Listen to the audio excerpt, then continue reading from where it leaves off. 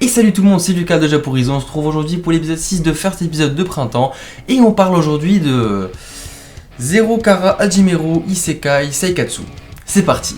Zero Kara Hajimeru Isekai Seikatsu est l'original light novel de Nagatsuki Tapei et Otsuka Shinichiro, sorti en 2012 et relié en 8 volumes.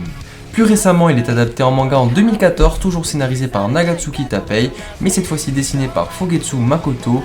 Il est relié en 2 tomes et c'est édité chez Square Enix.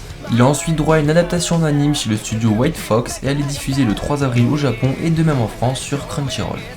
Alors, un jour, un lycéen, encore un lycéen, comme d'hab, nommé Natsuki Subaru est transporté dans un monde parallèle sans aucune explication. Un monde fantastique avec de nombreuses races et pouvoirs magiques. En essayant de prendre ses marques et en se promenant dans ce monde, Subaru est attaqué par une bande de brigands mais est sauvé par une jeune fille. Pour lui rendre l'appareil, il décide de l'aider à chercher un pendentif qu'elle s'est fait voler auparavant. Mais malheureusement, ils sont attaqués pendant leur recherche et tués par une mystérieuse personne. Cependant, Subaru se réveille au lieu et au jour où il est arrivé dans ce monde.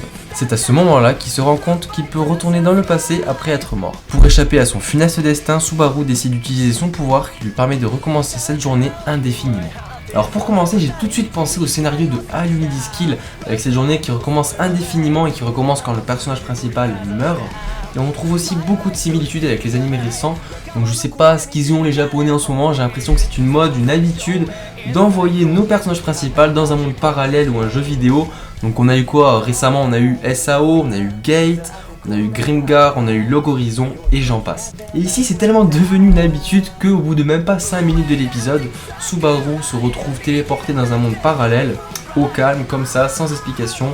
Et le pire c'est que celui-ci a l'air de s'en battre totalement les steaks, il ne panique pas du tout et il se dit juste qu'il a été envoyé ici parce que c'est quelqu'un qui l'a invoqué en tant qu'invocation et que du coup il devrait avoir des pouvoirs magiques ou des compétences hors du commun comme une invocation digne d'un jeu vidéo.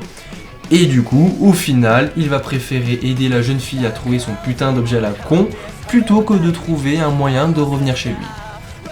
Normal.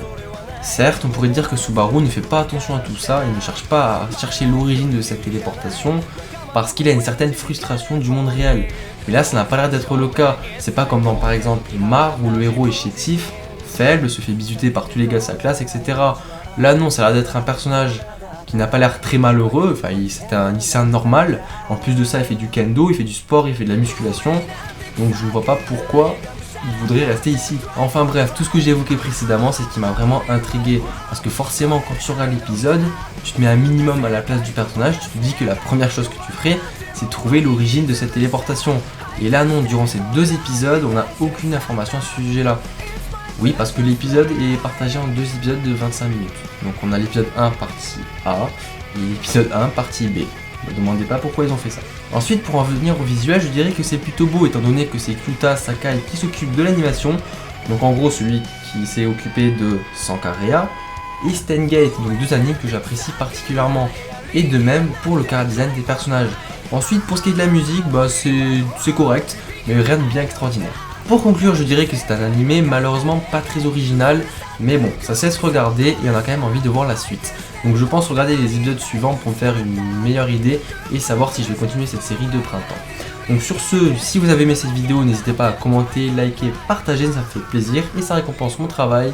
Et je vous dis à la prochaine.